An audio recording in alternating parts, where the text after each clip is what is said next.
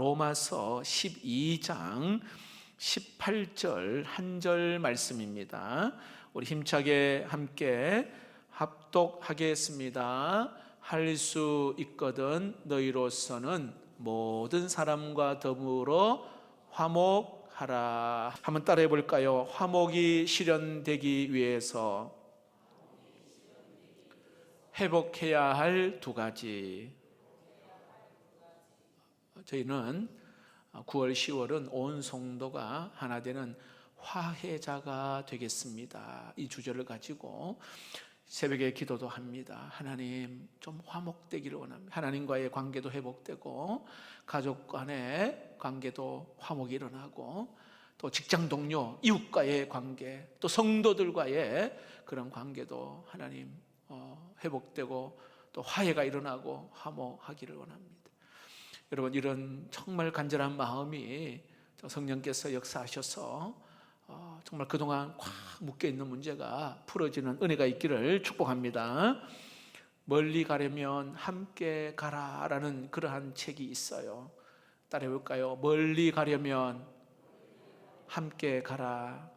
근데 그 책에 어떤 내용이 나오냐면 어느 외국계 회사에서 인정받는 어느 한 그 임원이 정말 유능하다고 인정받고 정말 실력도 있어요. 그래서 매번 대표가 되는 그 후보에 늘 올라갔습니다. 그런데 이상하게도 맨 마지막에 탈락이 되는 겁니다. 그래서 이분이 그 미국에다가 본사에다가 자기의 억울함을 호소를 합니다. 내가 가지고 있는 실력, 또 이런 실적도 있는데 아니, 왜 계속 탈락되냐 이 말이에요. 이런 내용을 호소한 거예요. 미국 본사에서 답이 오기를 당신의 실력과 실적과 그 능력은 정말 탁월한데 리더가 되기에는 부족하다는 겁니다. 그러면서 이런 내용입니다. 유머가 전혀 없고 직원들에게 인간적인 관심을 보이지 않았다는 점, 그리고 무엇보다도 경비 아저씨나 그리고 청소하는 아주머니에게 먼저 인사한 적이 없을 뿐더러 그들의 인사도 받아주지 않았다. 이 답이 온 거예요. 우리가 알기로는 이 외국계 회사는 어떤 아주 굉장한 효율성을 원하고 있고 어떤 실력을 우선으로 생각하는 걸로 우리는 알고 있지만 의외로 이런 조건들이 포함되어 있다는 게 이게 굉장히 우리에게 많은 생각을 하게 합니다. 이와 비슷한 내용이 관철의 기술이라는 그 책에 우리 청소년 청년들 한번 잘 들어보세요. 미국의 MIT 공대 졸업생들 이들을 추적해서 성공했다라고 하는 이들의 사람들 대상으로 설문조사를 했어요. 어떤 거냐면은 너 자신의 성공 요인이 무엇이라고 생각하느냐. 자, 그런데 전문적인 기술을 가지고 있고 어떤 실력을 가지고 있어 내가 정말 성공하였다라고 말하는 사람은 15%밖에 안 돼요. 15%. 자, 그런데 의외로 너가 성공한 그 요인이 뭐냐?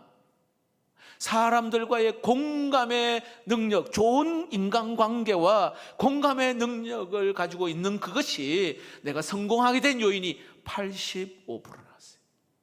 85%. 그러니까 여러분, 이제 이 시대에는 가면 갈수록 이걸 많이 요구합니다. 대인관계의 그러한 중요성을 굉장히 많이 요구합니다. 사실 우리의 삶에 대인관계가 중요하다는 것은 우리는 모두가 다 알고는 있는데 문제는 뭡니까? 좋은 관계를 맺는다는 게 그리 쉬운 일이 아니에요. 정신과 의사로 30년 동안 일을 했던 의사분이 지금까지 이렇게 자기에게 온 그 환자들의 고통이 뭔가 분석을 해보니 관계에서 오는 고통이, 정신과 의사 병원에 관계에서 오는 그 고통이 대부분이었어요. 오죽하면은 어느 취업 포털에서 직장인 448명을 대상으로 조사를 했는데 직장을 다니면서 화병을 앓은 적이 있느냐? 라는 그 질문에 여러분 얼마 정도 대답이 나올 것 같아요? 화병을 앓은 적이 있느냐? 90.18%. 그러니까 직장 생활이 굉장히 여러분 어렵고 또 힘들어요. 여러분 생각해 보세요. 참 이게 중요한데 어렵고, 또 여기에 어렵지만 반드시 해결해야 하는 게 대인관계입니다. 성경은 우리 예수님이 우리에게 아주 심각하게 이런 말씀을 하셨어요. 히브리서 12장 14절 말씀에 모든 사람과 더불어 화평함과 거룩함을 따르라. 이것이 없이는 뭐예요? 뒤에 뭐라고요? 시작. 아무도 주를 보지 못하리라. 잘 보세요. 하나님이 중요하게 생각하는 게 거룩함 굉장히 중요하게 생각하잖아요. 그런데 같은 선상에서 오늘 이렇게 같이 말씀하시는 게 뭐냐 하면, 너가 정말로 주님을 보고 싶다면 화평함. 다시 한번 띄워주시죠. 화평함.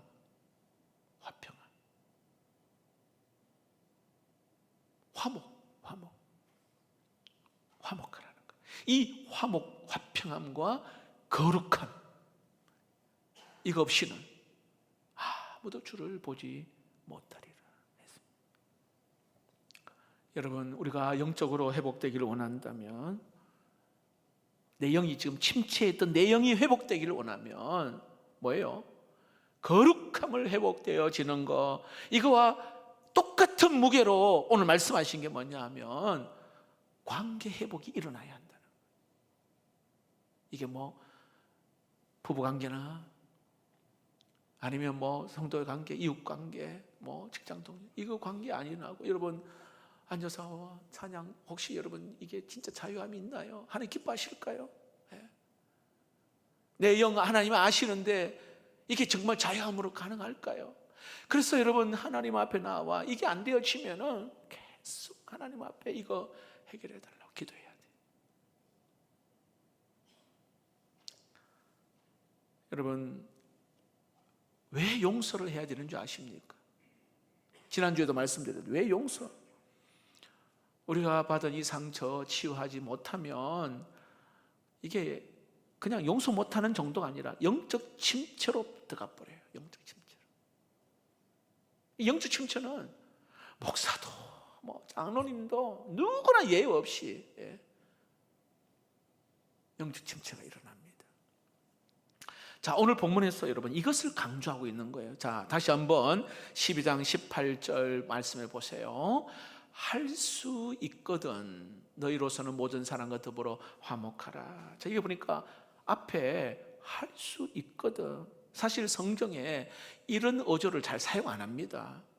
하라, 하지 마라, 뭐 이렇게 대부분 이야기하지, 할 수 있거든 이런 말은 잘 안 쓰는데, 오늘 여기에서 본문에서 여기에 화목하라 하면 그 앞에 조건절을 붙이는데 할 수 있거든 이렇게 말하거든요. 할 수 있거든 모든 사람과 더불어 화목하라는데, 이 말의 의미는요, 진짜 불가능한 일이지만 포기하지 말고 여기에 최선을 다하여 모든 사람과 함께 화목하게 지내기를 힘써라, 이 말이에요.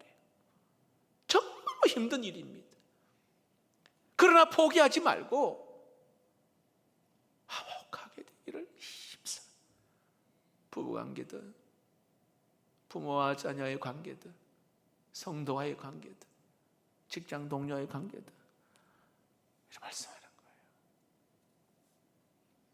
예수님께서 그 성경의 대인관계, 이 관계에 대하여 말씀하신 곳이 많은데, 특별히 마태복음 22장 37절에서 40절 말씀입니다.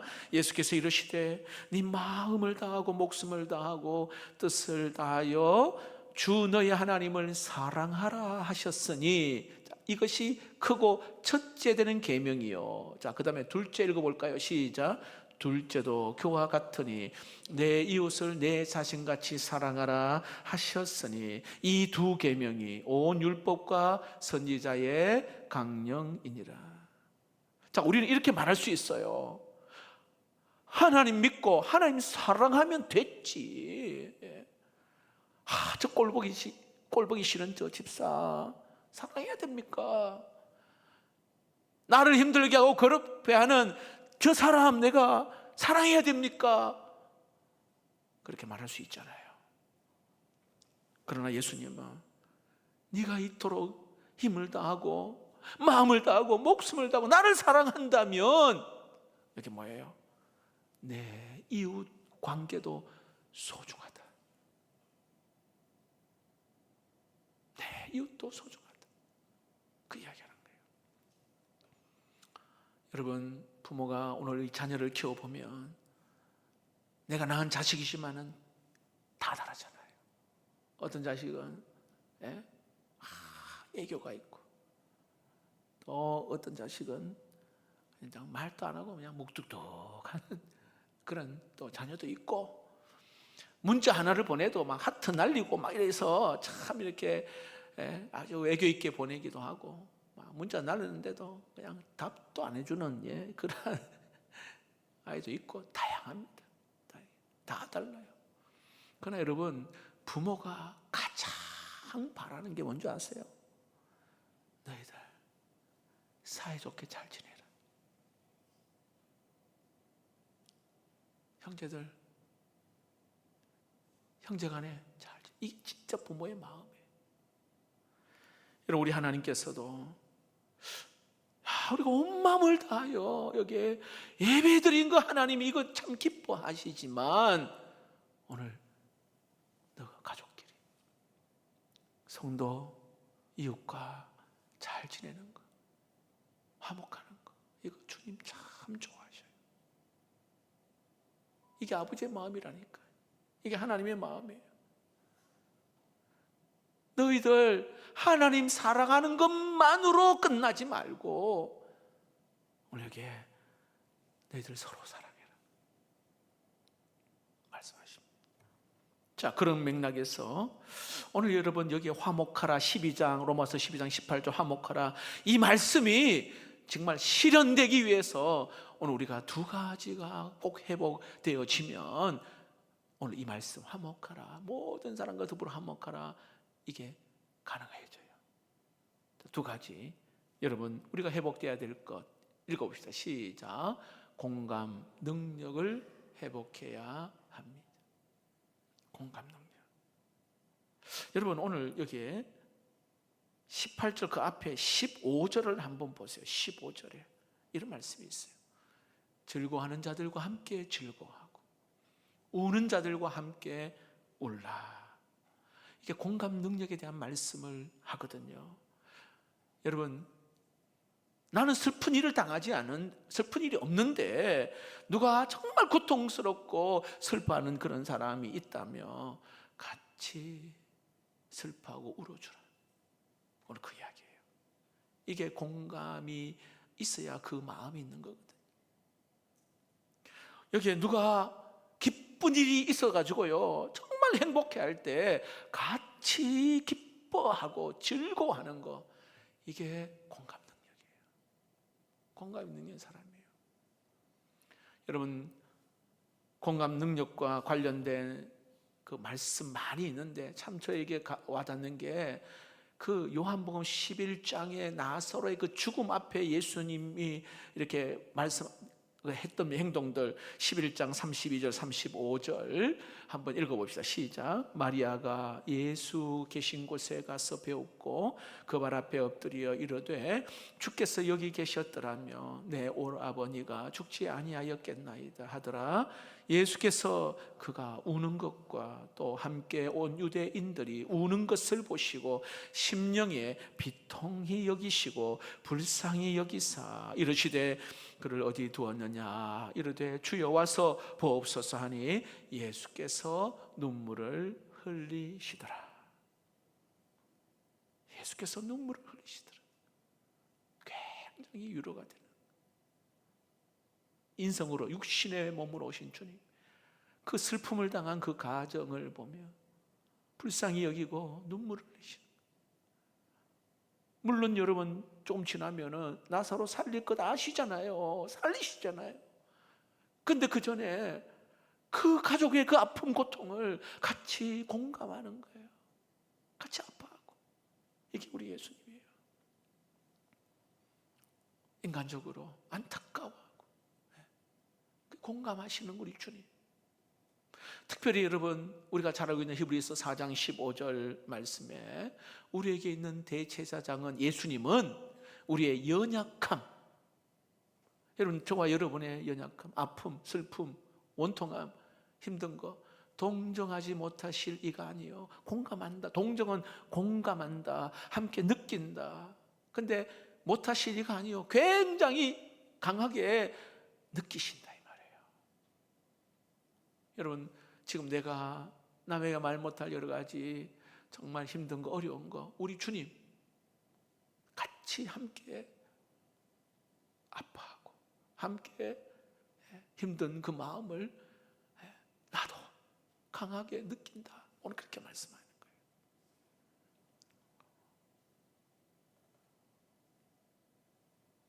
오늘 어떤 분이 이제 상담 요청이 와서 한 1시간 정도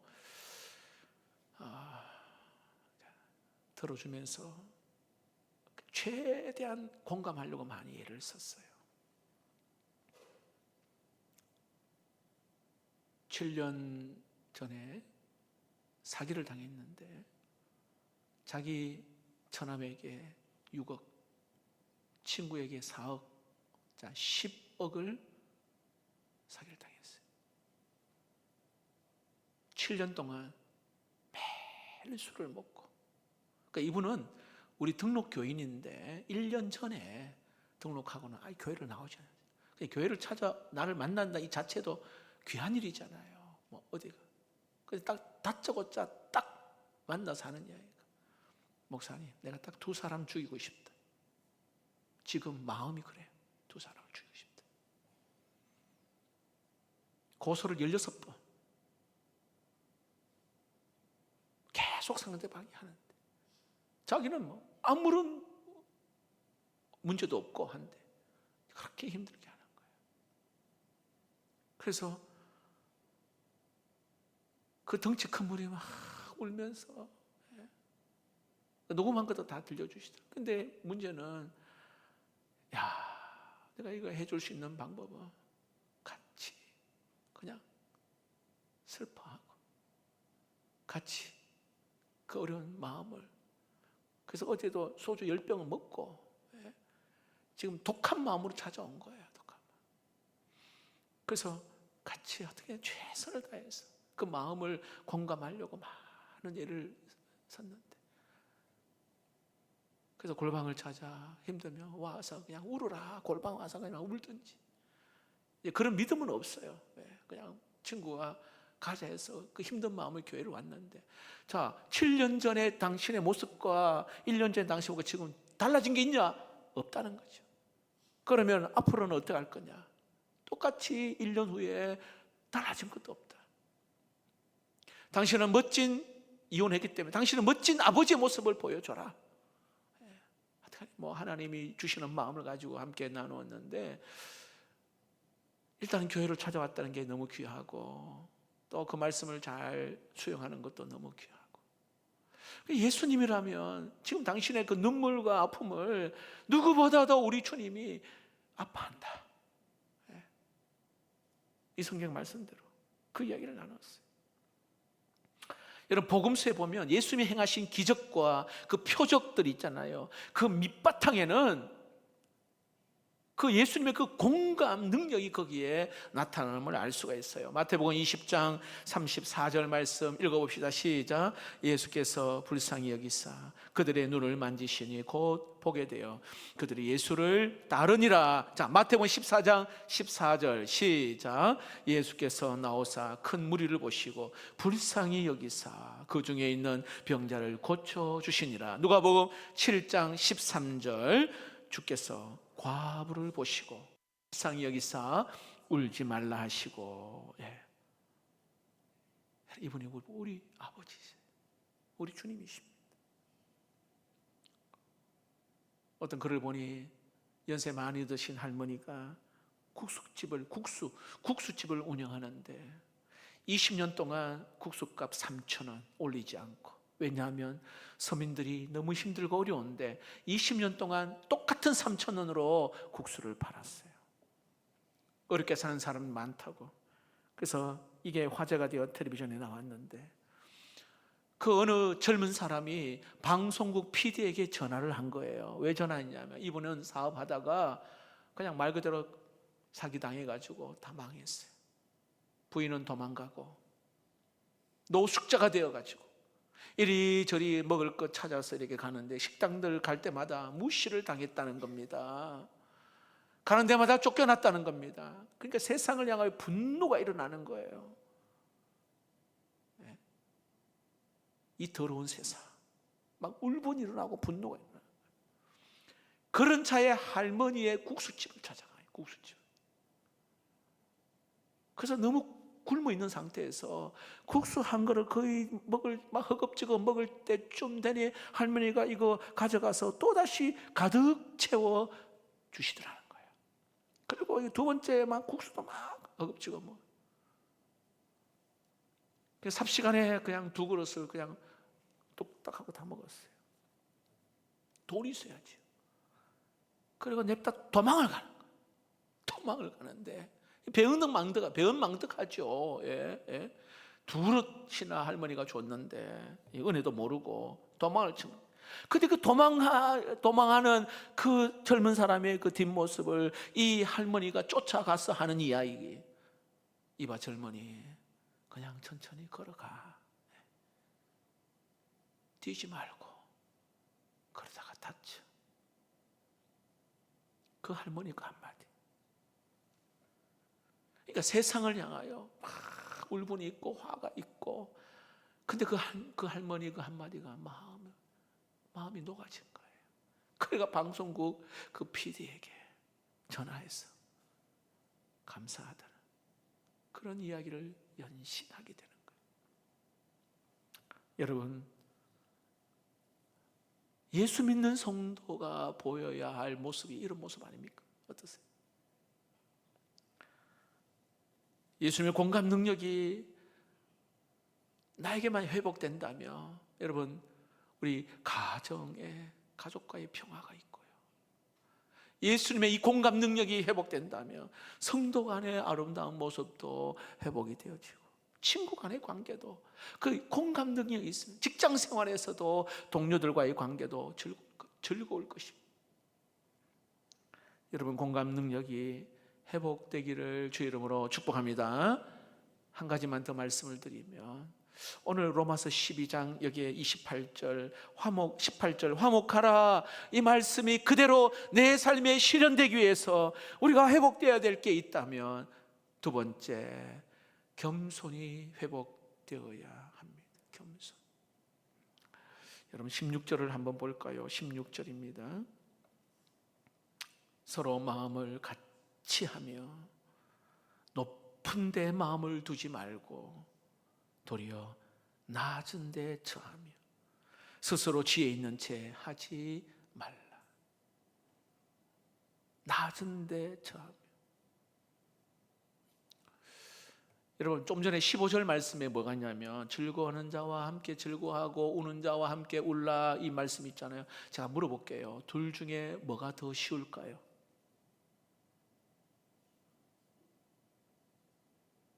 둘 중에 뭐가 쉬워요?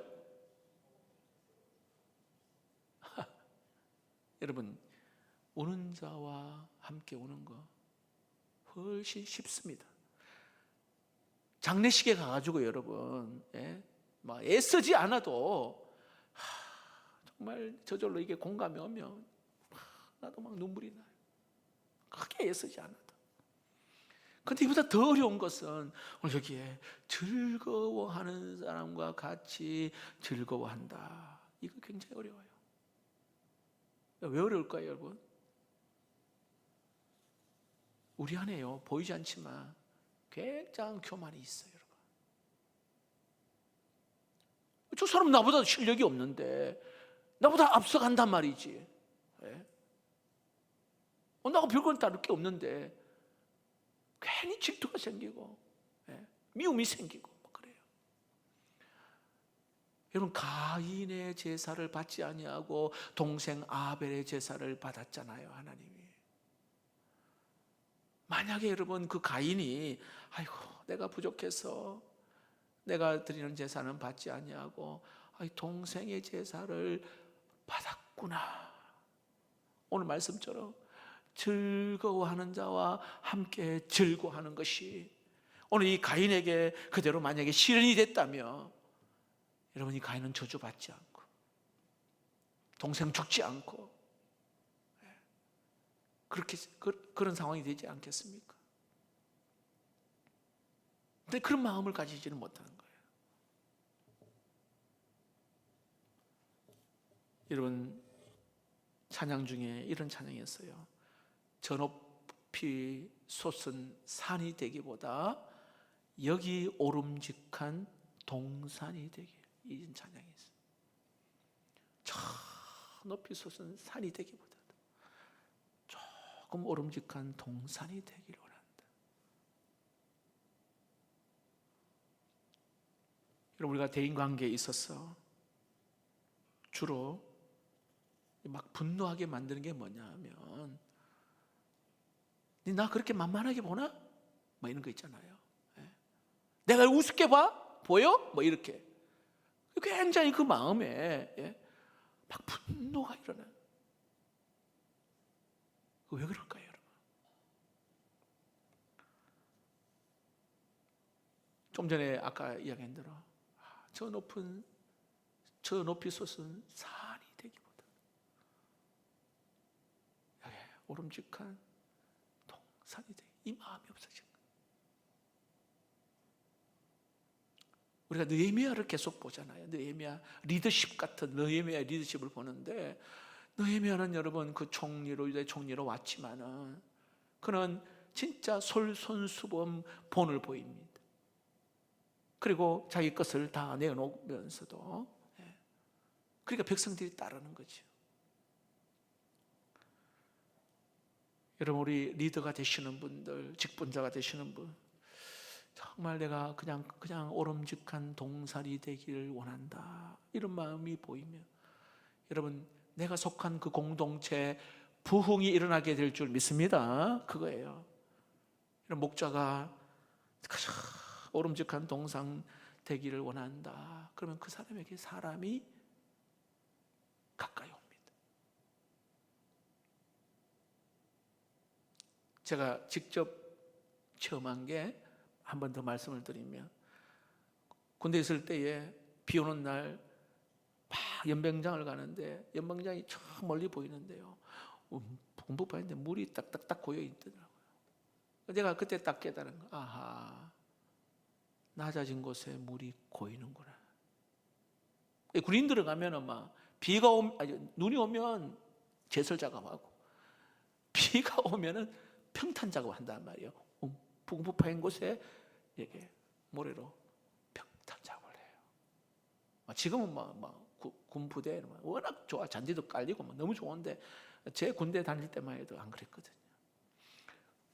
흙 파인 곳에 물이 고여 있더라고요.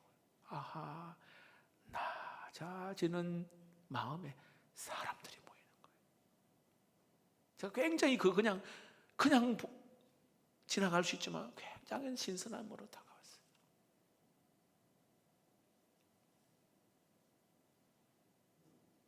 여러분, 이 낮아짐, 이 겸손, 이게 가능하려면 한 가지를 꼭 붙잡아야 돼요. 낮아짐, 겸손, 이게 가능하려면 여러분, 그 대인과의 관계에서 하나님을 개입시켜야 합니다. 잘 들어보세요, 여러분. 내가 겸손하고 내가 낮아지는 그 은혜를 내가 체험하려면 그 대인 관계 속에서 하나님을 개입하는 훈련을 해야 합니다. 18절 말씀 다음에 여러분 19절을 한번 보세요. 19절. 내 사랑하는 자들아, 너희가 친히 원수를 갚지 말고 하나님의 진노하심에 맡기라. 하나님의 진노하심에 맡기라. 자, 지금 모든 사람과 더불어 화목하는데 특히 보세요. 원수 같은 그러한 사람과 그 해결하기 위해서 뭐라고 말씀합니까? 그 사람과 나와의 그 사이에 누구를 개입시키라고요? 하나님을 개입시키라. 하나님을 개입시키라. 여러분, 이것을 실현한 사람이 다윗입니다. 다윗이 그 엔게디 동굴 속에 있을 때 충분히 사울을 죽일 수 있는 기회가 있었는데 옆에 있는 측근들이 왕이시여 바로 죽이십시오 하는데 다윗의 반응 아시죠? 사무엘상 24장 6절 말씀에 이렇게 말합니다. 자기 사람들에게 이르되 내가 손을 들어 여호와의 기름 부음을 받는 내 주를 치는 것은 여호와께서 금하시는 것이니 그는 여호와의 기름 부음을 받은 자가 됨이니라. 다윗은 이 사울과 그 원수 사울과 자기와의 사이에 하나님을 개입시킵니다. 여러분, 한나도 마찬가지입니다. 여러분, 한나를 막 격동시킨 사람이 있었잖아요. 사무엘상 1장 6절에 여호와께서 그에게 임신하지 못하게 하심으로 그의 적수인 분닌나가 그를 심히 격분하게 하여 괴롭게 하더라. 여러분, 대인관계에서 나를 막 격동시키고 막 화나게 하는 그런 사람 있잖아요. 오늘 여기에 한나가 그걸 경험해요. 그런데 한나는 격분시키는 분린나와 나 사이에 하나님을 개입시켜요. 하나님을. 사무엘상 1장 10절에서 11절 한나가 마음이 괴로워서 여호와께 기도하고 통곡하며 서원하여 이르되. 한나는 지금 여기에 기도를 통하여 그 기도라는 도구를 사용하여서 자기와 원수 같은 그 분린나 이 사이에 하나님을 개입시킵니다. 여러분, 나를 격동케 하고 힘들게 하는 그 누군가 그 사람과 나 사이에 여러분 이 괴로움을 끊어지지 않고 계속되는 이유가 뭘까요, 여러분? 하나님을 개입시키는 훈련을 안 해서 그래요. 지금 여러분 혹시 막 울분이 있고 화가 있고 그 사람만 생각하면 힘든 사람 있다면 그 회복되기 위해서는요, 겸손, 나 자신인데 여기에 하나님을 개입시키는 걸 해야 돼요.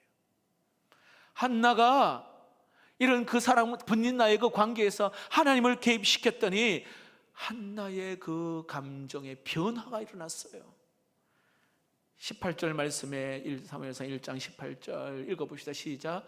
이르되 당신의 여종이 당신께 은혜 입기를 원하나이다 하고 가서 먹고 얼굴에 다시는 근심 빛이 없더라.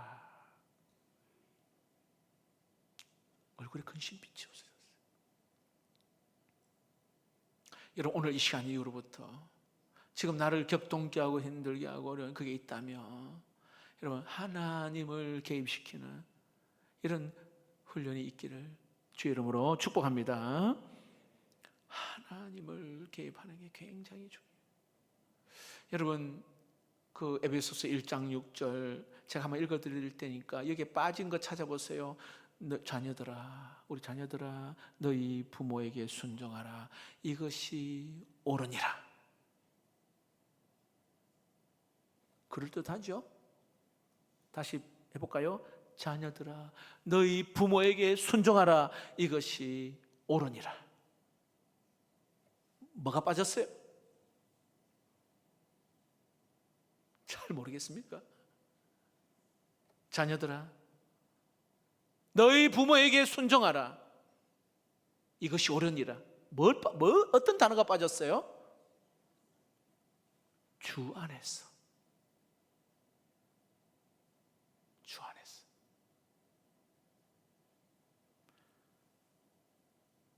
자녀들아, 주 안에서 너희 부모에게 순종하라. 이것이 옳으니라. 여기에 핵심적인 단어가 부모와 나 사이에 하나님을 개입하는 거예요. 부모 순종하는 게 쉽지 않아요.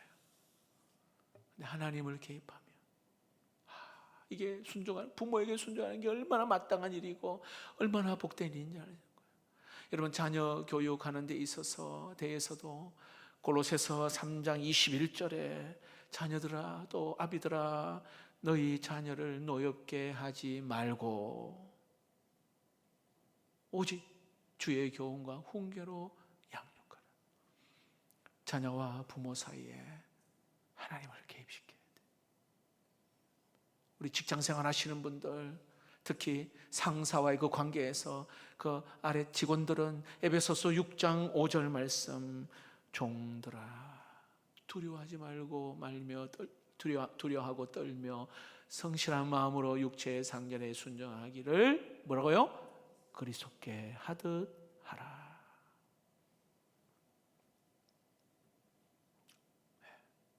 하나님을 개입시켜.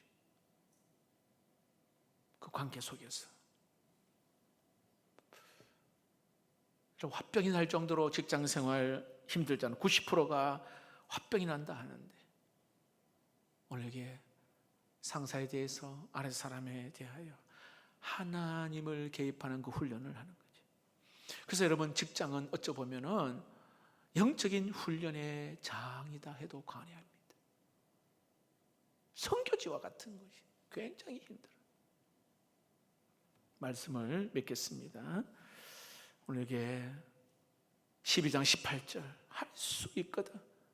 굉장히 힘들어요. 불가능한 것처럼 보이는. 그러나 포기하지 말고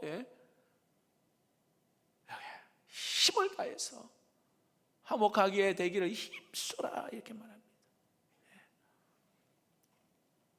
이게 실현되기 위해서 오늘 여기에 공감 능력이 회복되기를 원합니다. 예수님의 그 공감 능력, 즐거워하는 자와 함께 즐거워하고 우는 자와 함께 우는,